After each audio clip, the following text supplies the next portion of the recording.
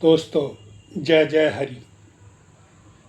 भगवान विष्णु, भगवान हरि आप पर, मुझ पर, सब पर कृपा करें। आपका मेरे चैनल मोक्ष केंद्र पर स्वागत है। अब इस चैनल का नाम बदलकर इटर्नल जर्नी हो गया है, क्योंकि बहुत समय तक यह मोक्ष केंद्र के नाम से रहा, इसलिए अभी भी मेरे मुंह पर मोक्ष केंद्र ही आता है। लेकिन चैनल का नाम बदलकर अब इटर्नल जर्नी यानी अनंत यात्रा हो गया है, असीम यात्रा हो गया है। इसको अनंत यात्रा या असीम यात्रा इसलिए कहेंगे क्योंकि हमारा जो शरीर है, भले ही वह पीछे छूट जाए, किंतु इसकी जो आत्मा है उसकी यात्रा निरंतर चलती रहती। आत्मा कभी किसी फॉर्म में हमारे सामने आती, कभी किसी फॉर्म में। मैं आपको स्पष्ट बता दूं, पशु पक्षी जानवर पेड़ पर अपरिचित मित्र शत्रु सभी हमारे सामने किसी न किसी रूप में पूर्व जन्म में भी रहे हैं, और वही इस जन्म में भी हमारे समक्ष किसी न किसी रूप में पुनर्जन्म लेके आए। भाग्यशाली हैं वो जो मानव रूप धारण करके किसी अच्छे परिवार में या आप ही के परिवार में भी आए हो। सॉरी। और यह पुनर्जन्म हमारे शास्त्रों में आज से 5000 वर्ष पूर्व से इसे माना जा रहा है।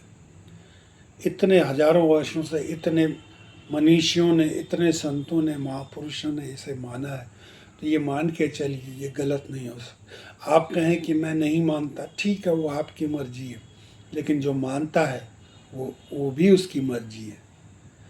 एक कहावत है, मानत हो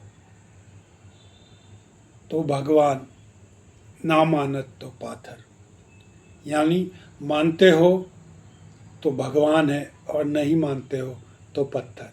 यानी मंदिर में जो भगवान की मूर्ति रखी हुई है उसमें आप श्रद्धा भाव से मानेंगे तो आपको उसमें भगवान नज़र आएंगे, और आपकी श्रद्धा नहीं है, आपकी भावना नहीं है, तो फिर आपको वह पत्थर ही नज़र आए। इसी का एक दूसरा स्वरूप भी है, मानत हो तो गंगा, ना मानत तो नदियाँ। गंगा कितनी पवित्र है नदियों में, यह हम सभी जानते हैं, लेकिन वो उस गंगा का उस भाव से जब आप स्मरण करेंगे कि यह पवित्र है, मोक्षदायिनी है, मुक्तिदायिनी है, और हमारे कष्टों को, हमारे पापों को हरने वाली है, तभी वह उस रूप में आपको दिखाई देगी। अन्यथा जो नहीं मानता है, जो नहीं जानता है, उसके लिए वह मात्र एक नदिया है। तो भाव यह है कि हम क्या मानते हैं। अगर हम मानते हैं कि शरीर में आत्मा है तो है, नहीं तो आप कह सकते हैं बायोलॉजिकल सिस्टम है, हार्ट चलता है, ब्रेन चलता है, लंग्स काम करते हैं, लिवर काम करता है, पैनक्रियास काम करते हैं, पिट्यूटरी आपका जो यहाँ पर है, जिससे हमारे शास्त्रों में तब आज्ञा चक्र कहा गया, उसकी इम्पोर्टेंस को आप बायोलॉजी पढ़ने वाले जानते हैं कि पिट्यूटरी ग्लैंड का कितना महत्व है।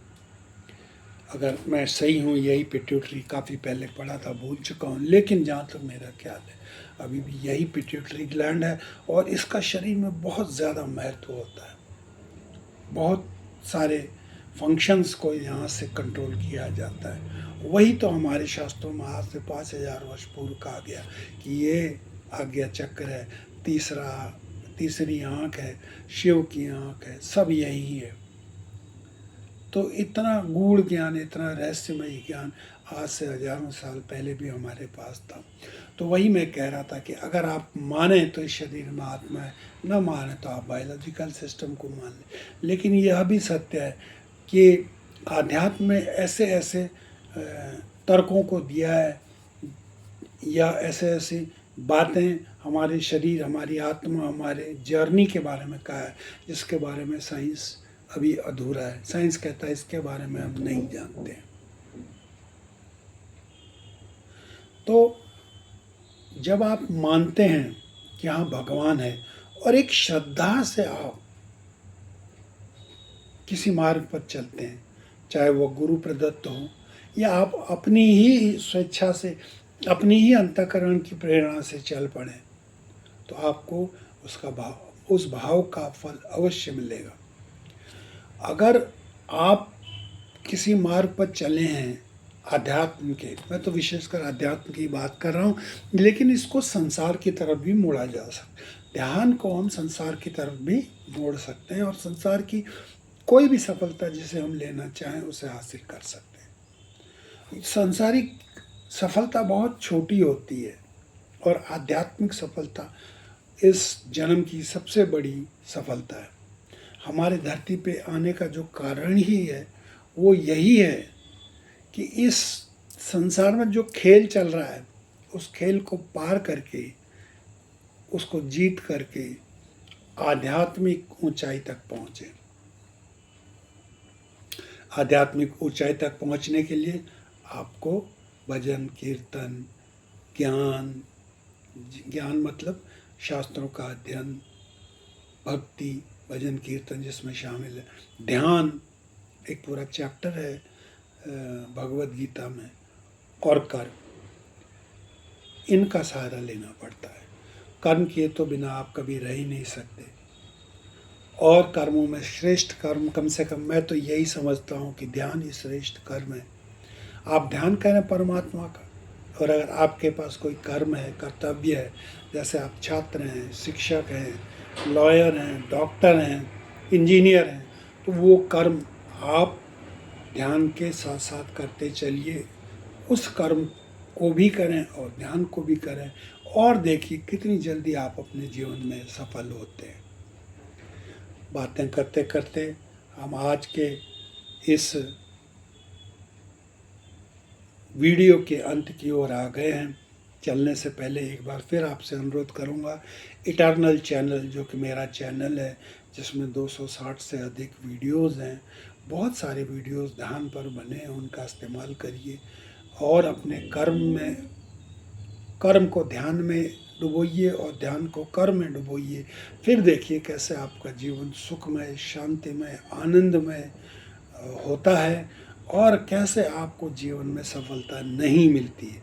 आपको जीवन में सफल होना है तो कर्म में ध्यान, ध्यान में कर्म, और इनमें थोड़ा बहुत सारा भक्ति यानी आनंद का लीजिए, भजन कीर्तन का भी लीजिए, और एक कोई पुस्तक अपने पास अच्छी रखें, जैसे रामायण, जैसे भगवद गीता या उपनिषद।